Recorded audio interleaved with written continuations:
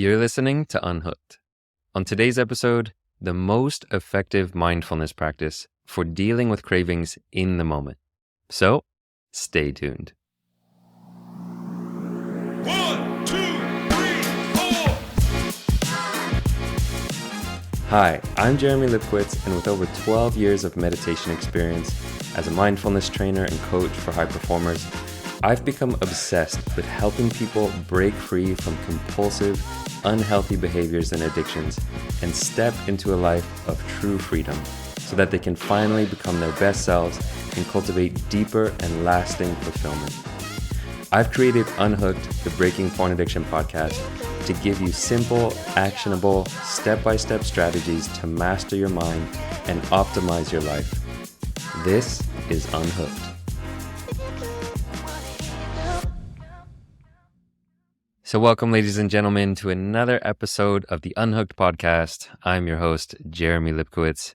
Excited to be with you here today for another solo episode. The last few episodes have been some guest interviews, but I'm back at it alone today in the studio. This time in the wonderful studio of my room in Bali.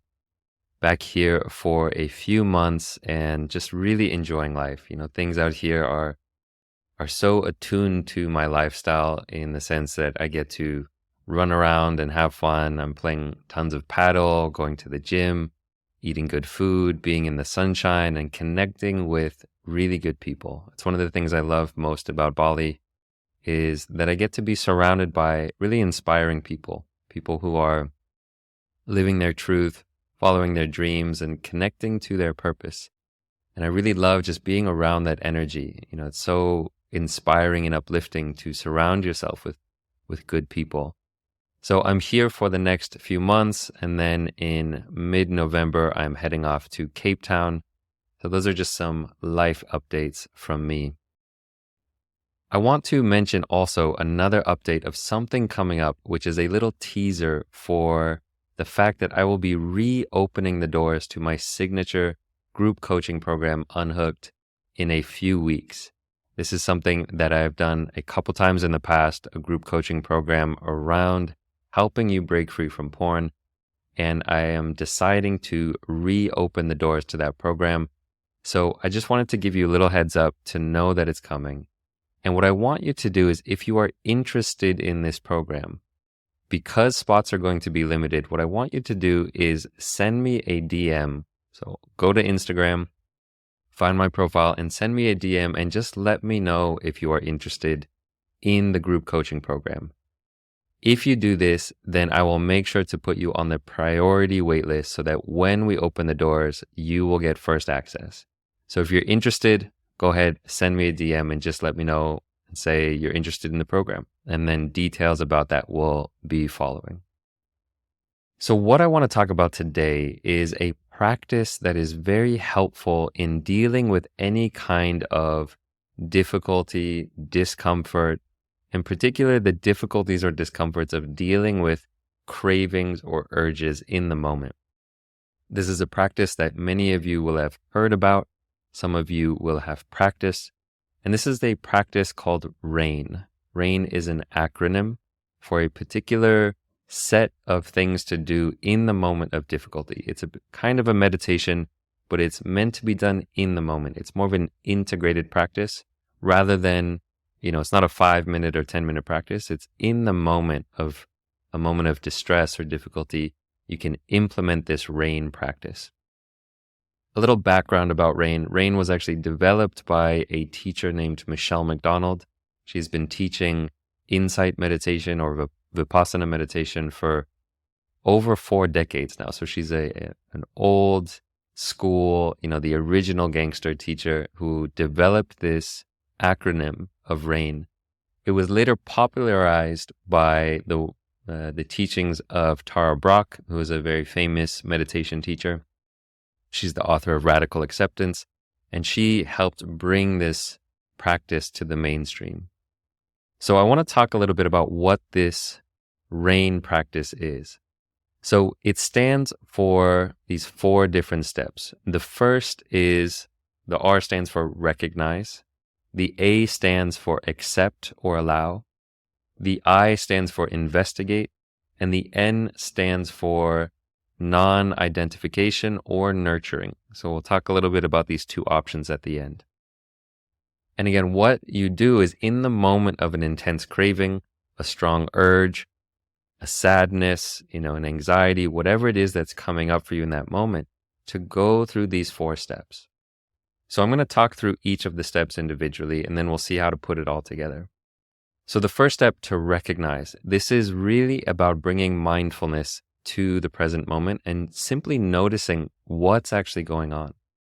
So for example, if I'm feeling a strong urge to look at porn, if I'm feeling a craving to act out, can I recognize what's happening? Can I label it or identify it? So I might be there, and when I notice this urge, I might just say, oh, okay, an urge is arising, or craving, or desire, whatever it is, I give it a label, I give it a name, I'm recognizing it and identifying it.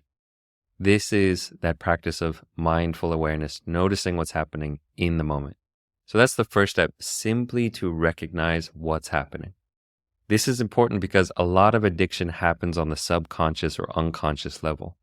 A lot of times with addiction, people aren't even aware that they're acting out, or that they're reaching for their phone or reaching for the candy bar. Whatever it is, it's a subconscious thing. So here we're bringing it into the light. We're bringing awareness to what's happening. The second step is accept or allow. And this is it's beyond just noticing what's there. It's about your relationship to what's happening. And can you orient yourself to this space of acceptance or allowing what's happening, rather than pushing it away or judging it or suppressing it? So with an urge or a craving, what this might look like is, first I notice the urge. Oh, okay, an urge is here, a craving is here. In this next step, what we're doing is allowing it to be there, accepting it, saying it's okay. Like, there's nothing wrong with this feeling. I don't need to suppress it or push it away.